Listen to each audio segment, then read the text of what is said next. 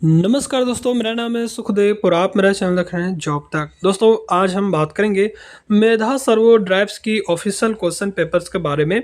और ये क्वेश्चन भेजा दोस्तों हमारे एक सब्सक्राइबर हैं गौरव कुमार, जिसको मैं तहे दिल से थैंक यू बोलूँगा, जिन्होंने ये क्वेश्चन मुझे शेयर किया है। और ये इसका क्वेश्चन पेपर जो है आपका 21 जून का जो दिल्ली में इसका इंटरव्यू हुआ था, क्वेश्चन जो एग्ज़ाम जो हुआ था, उसी का एग्ज़ाम क्वेश्चन जो है मेरे को भेजा है व्हाट्सएप के थ्रू। तो उनको मैं तहे दिल से थैंक यू बोलूँगा। और ऐसे ही और भी जो भी ट्रेड के हैं क्वेश्चंस हैं, अगर मुझे भेजना चाहते हैं तो हमारे ईमेल आईडी दिया गया, आप ईमेल आईडी पे मुझे भेज सकते हैं। ठीक है? तो अभी मेधा की तरफ से और भी वैकेंसीज आने वाली है। और एक्चुअली वैकेंसीज आ रखी है जो कि 11 जुलाई और 12 जुलाई को होने वाली है। और एक और वैकेंसीज आई है मेधा की तरफ से, उसका भी वीडियो मैं आप लोगों को जल्द ही अपलोड करके देने वाला हूँ। ठीक है? तो अभी इस वीडियो में हम बात करेंगे मेधा की तरफ से जो ऑफिशियल क्वेश्चन पूछे जाते हैं, वो क्वेश्चन मैं आपको बताने वाला हूँ। इसमें टेक्निकल और नॉन टेक्निकल दोनों क्वेश्चन है। टोटल 25 क्वेश्चन पूछे जाते हैं, तो 25 क्वेश्चन का सॉल्यूशन भी इस वीडियो में करने वाले हैं। तो वीडियो आप लास्ट तक जरूर देखें, वीडियो को एक लाइक करें, अपने दोस्तों में शेयर करें, चैनल को सब्सक्राइब करके बेल आइकन को भी जरूर प्रेस करें। तो चलिए वीडियो को स्टार्ट करते हैं। तो यहाँ पर देख सकते हो दोस्तों, ये ऑफिशियल क्वेश्चन है। और क्वेश्चन आपको अगर मिल अपने एग्ज़ाम दिया होगा तो आप यहाँ पर देख सकते हैं, इस तरह से क्वेश्चन आपको दिया जाता है। और यहाँ पर देख सकते हो मेधा कंपनी का नाम भी लिखा हुआ है। और यहाँ पर रिटेन टेस्ट ITI इलेक्ट्रॉनिक्स। ठीक है? तो जो भी ट्रेड के आपने क्वेश्चन पेपर सॉल्व किए होंगे तो वो आप यहाँ पर देख सकते हैं। अभी मैं जो ट्रेड के बात करने वाला हूँ वो आपका इलेक्ट्रॉनिक्स ट्रेड का है। ठीक है? तो इसी तरह से आप जो भी अदर ट्रेड के भी हैं उसको भी आपको अंदाज़ा लगा सकते हैं। हालांकि जो आपका टेक्निकल क्वेश्चन होते हैं वो आपका चेंज होता है, बाकी नॉन टेक्निकल क्वेश्चन जो आपका सेम रहता है ऑल ट्रेड के लिए। ठीक है? तो अगर फिटर इलेक्ट्रिशियन वाले भी अगर हमारे चैनल के थ्रू जाते हैं तो प्लीज़ मुझे अपना जो है इलेक्ट्रिशियन या फिटर का भी क्वेश्चन मुझे सेंड जरूर करिए। ठीक है? तो अभी हम बात करेंगे ITI इलेक्ट्रॉनिक्स ट्रेड के लिए। ठीक है? और इन्होंने जो क्वेश्चन भेजा था उनका नाम यहाँ पर देख सकते हैं दोस्तों, गौरव कुमार है। ठीक है? अभी देखिए यहाँ पर दो पार्ट्स में क्वेश्चन होगा। और इसका एग्जाम यहाँ पर देख सकते हो दोस्तों, 21 जून दिल्ली में इसका जो एग्जाम हुआ तो उसका क्वेश्चन पेपर यहाँ पर आपको सॉल्व करने वाला हूँ। ठीक है? देखिए यहाँ पर एक चीज़ है, आपका दो सेक्शन में रहेगा। सेक्शन ए में आपका टेक्निकल रहेगा, सेक्शन बी जो रहेगा आपका नॉन टेक्निकल रहेगा। ठीक है? तो सबसे पहले नंबर 1 क्वेश्चन की अगर मैं बात करूँ तो यहाँ पर ब्लैंक दिया है, device is use to measure an electric current in the circuit. तो देखिए इनमें 4 ऑप्शन दिया गया है, तो इनमें बोला जा रहा है कि इनमें से कौन सा जो है मीटर है वो आपका करंट मेजर के लिए यूज़ करेंगे। तो देखिए करंट मेजर के लिए यहाँ पर एम्पेयर मीटर का यूज़ किया जाता है। अभी एम्पेयर मीटर भी दो तरह का होता है, एक आपका DC एम्पेयर मीटर हो गया जिसका सिंबल इस तरह है, और आपका जो है एक AC एम्पेयर मीटर होता है। ठीक है? सॉरी, AC एम्पेयर मीटर आपका इस तरह होता है। ठीक है? और DC के लिए आपका इस तरह होता है। तो दोनों में से कोई भी रहेगा, यहाँ तो ऐसा पूछा नहीं है। AC DC ओनली करंट को मेजर के लिए कौन सा मीटर यूज़ करेंगे, एम मीटर। और इसको सर्किट के सीरीज में यूज़ किया जाता है। ठीक है? कोई सर्किट में अगर हमको करंट मेजर करना है तो उसके सर्किट के सीरीज में यूज़ करेंगे। अगर वोल्ट मीटर रहेगा तो उसको पैरेलल में यूज़ करेंगे। ठीक है? सेकेंड क्वेश्चन यहाँ पर देख सकते हो, which of the following material are semiconductor. तो इनमें 4 ऑप्शन दिया है, इनमें से पूछा जा रहा है कि इनमें से कौन सा जो है सेमीकंडक्टर का एक जो है एग्जाम्पल है। तो ये आपका जो सिलिकॉन है ये आपका सेमीकंडक्टर मटेरियल है। और ज़्यादातर सेमीकंडक्टर में दोस्तों आपका सिलिकॉन का ही यूज होता है। ठीक है? और सिलिकॉन का जो सिंबल होता है वो आपका SI होता है और इसका एटॉमिक नंबर आपका 4 होता है। ठीक है? नेक्स्ट क्वेश्चन है वहाँ पर, यहाँ पर जो है Ohm's law is expressed is. ठीक है? तो ओम्स लॉ, इनमें से 4 फार्मूला दिया गया है, इनमें से आपको आइडेंटिफाई करना है कि ओम्स लॉ का कौन सा फार्मूला आप यहाँ पर जो है चेक कर सकते हैं। ठीक है? तो यहाँ पर 4 ऑप्शन दिया गया है, यहाँ पर 4 ऑप्शन दिया गया है, इनमें से पूछा जा रहा है कि कौन सा ओम का नियम जो है इस फार्मूला को फॉलो करता है। तो आपने अगर ओम्स लॉ पढ़े होंगे तो आपको याद होगा। तो इनमें से ध्यान से देखिए कि सभी, आई थिंक यहाँ पर जो है सभी जो है ओम्स का जो लॉ है वो यहाँ पर जो फॉर्मूलाज है वो आप यहाँ पर फॉलो कर रहे हैं। ठीक है? यहाँ पर देखिए V बराबर I इंटू आर, ये भी करेक्ट है। और I बराबर V इंटू आर, ये भी करेक्ट है। और R बराबर V by I, sorry, I बराबर V बाय आई, ये भी करेक्ट है। और R बराबर V बाय आई, ये भी आपका करेक्ट है। ठीक है? तो यहाँ पर इसका राइट आंसर क्या होगा, ऑल द अबव होगा। ठीक है? तो इसलिए कभी भी क्वेश्चन को जल्दीबाजी में नहीं करना है, पूरा एग्जाम्पल जो भी आपको ऑप्शन में दिए जाएंगे वो ऑप्शन को भी ध्यान से पढ़ना है, कहीं इसलिए आदमी फंस जाता है। ठीक है, तो यहाँ पर जो जितने भी फार्मूलाज दिया गया है वो सारे फार्मूला दोस्तों ओम्स नियम में जो फार्मूला है वो फॉलो करता है, इसलिए ऑल द अबव इसका राइट आंसर होगा, डी नंबर इसका राइट आंसर हो जाएगा। ठीक है, नेक्स्ट है an electrical power is measured. ठीक है, तो इलेक्ट्रिकल पावर यानी कि पावर को जो मेजर करते हैं उसको क्या बोलते हैं, वाट मीटर बोलेंगे। ठीक है, फिर नेक्स्ट क्वेश्चन है विच of the following element has unit Henry. ठीक है, तो हेनरी किसका यूनिट होता है, आपका इंडक्टर का होता है, रजिस्टर का ओम होता है। ठीक है, और कैपेसिटर का फेराड होता है।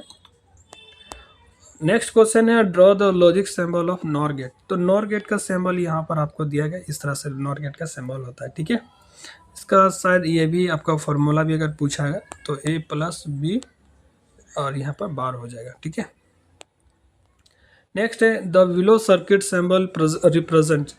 तो यहाँ पर देखिए अभी मैं आपको बात कर रहा था, यहाँ पर जो सर्किट दिया है उसका सिंबल जो दिया गया उसका कौन सा सिंबल है, तो यहाँ पर दोस्तों आपका एसी का सिंबल दिया गया। ठीक है, एसी मीटर, यहाँ पर देखिए ए मीटर भी नहीं दिया है, ना भी मीटर दिया, यानी कि एम्पेयर मीटर है ना वोल्ट मीटर है, ओनली सिंबल पूछ रहा है, तो ये आपको डायरेक्टली आंसर देना है एसी सिंबल। ठीक है, अगर ए लिखा रहता और इस तरह सिंबल होता तो एसी एम्पेयर मीटर हो जाता, और अगर भी रहता और ऐसा सिंबल रहता तो एसी वोल्ट मीटर हो जाता। यहाँ पर ओनली पूछा है। ठीक है, तो यहाँ पर एसी मीटर हो जाएगा। ठीक है, करंट एमीटर ऐसा कुछ नहीं है।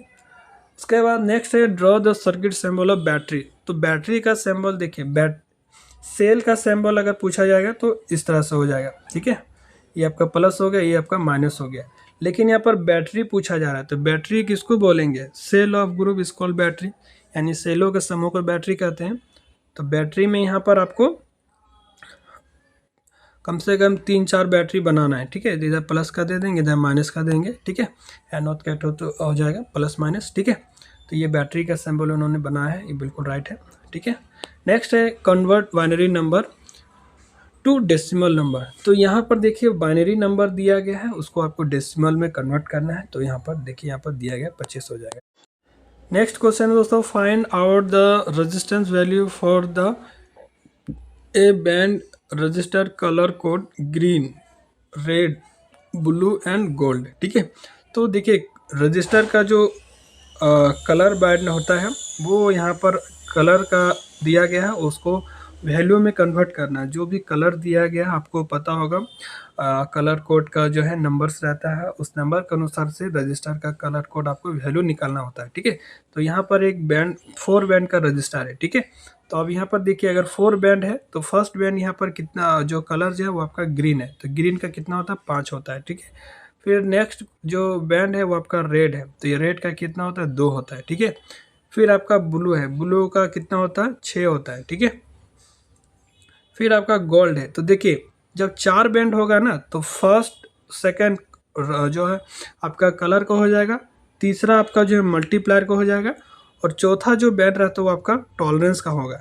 तो यहाँ पर जो होगा वो यहाँ पर दे सकते हैं कितना इसका वैल्यू हो जाएगा 52, और ब्लू का 6 होता है तो कितना होगा 52 मेगा ओम हो जाएगा, प्लस माइनस 5% होगा। अगर गोल्डन है इसलिए 5% है, अगर आप सिल्वर रहता तो यहाँ पर 10% लिखेंगे, तो यहाँ पर इसका वैल्यू कितना हो जाएगा 52 मेगा ओम। ठीक है,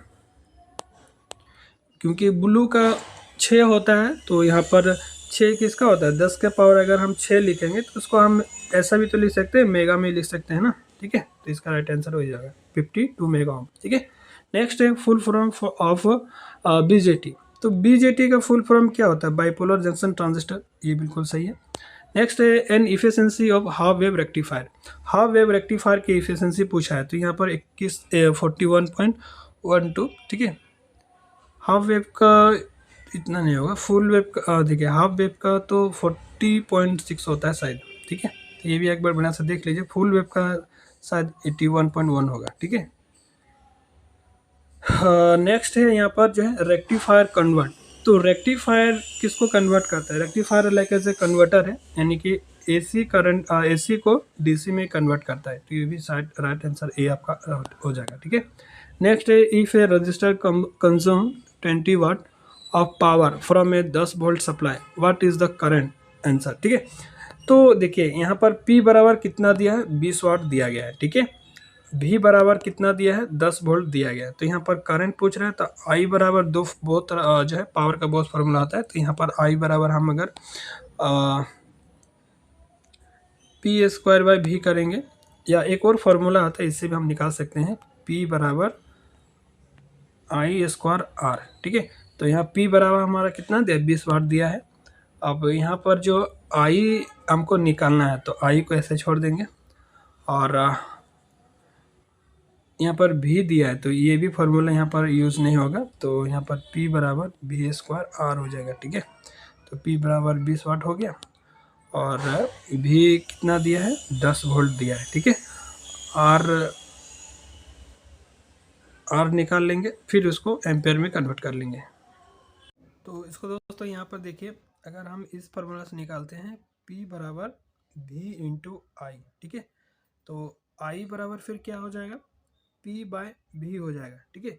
तो P बाय V दिया है, तो P का मान यहाँ पर जो है 20 वाट दिया है, और V का मान दिया दोस्तों आपका 10, ठीक है। तो 0 0 कट गया, तो यहाँ पर कितना हो जाएगा, 2 एम्पेयर हो जाएगा, ठीक है। तो इसका राइट आंसर क्या होगा, 2 एम्पेयर, ठीक है।